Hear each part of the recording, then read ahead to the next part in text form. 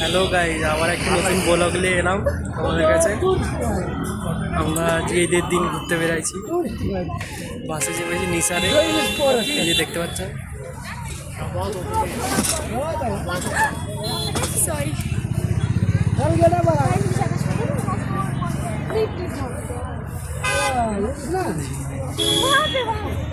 দেখাচ্ছি, খুব সুন্দর লাগছে, দেখুন বাসের উপর থেকে।